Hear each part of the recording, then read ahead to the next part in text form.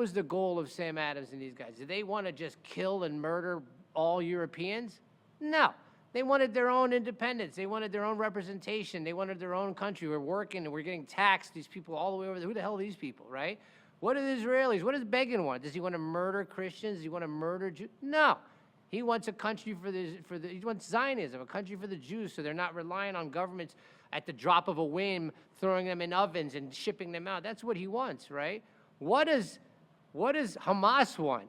What does Iran want? You know, Iran has independence. What the hell do they want? Why are they funding all this shit? You know, but you make a statement like they want to kill Christians and Jews, and it sounds some extreme, but that's what they want to do. So I think you have to assess things based on what is the goal of this group, right? Not so much in what steps have they taken. But the steps are fair game for criticism, right? Like, sorry to interrupt. What were you gonna say? Not a problem. I mean, And you're right, and that you know, encompasses the definition of genocide. Right. Brings us back to genocide. What is Right. the goal here?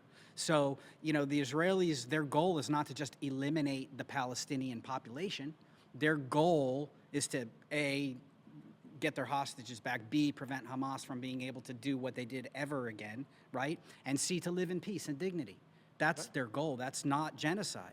Whereas Hamas's sole goal, sole purpose in their charter is to destroy the Jewish state and kill all the Jews. Right. Well, That's genocide. let's back off of Ariel Sharon for Yeah. a second and touch that because that's a more Right. pressing issue right now. All right. One of the issues that many people have, including myself, Right. is the way that Israel is handling the situation in Gaza. Now, let's take it back to a very simple concept. Yep. The difference between efficient and effective. Right. All right? If you have a fly on the wall and you take a sledgehammer and you hit the fly, it's effective because it killed the fly. Right. But you look at the damage that happened around it. Right. If you use a fly swatter, that is both efficient and effective. All right? Now, Israel, you know, and I don't think you can run a conventional type of war No way. in Gaza Right. without substantial collateral damage. And why is that? All right? Because it's the size of a postage stamp. Not just that. Why else? All right. Their civilian population and their military overlap. Well, they've embedded themselves there. Well, where else are they supposed to go? Well, come on.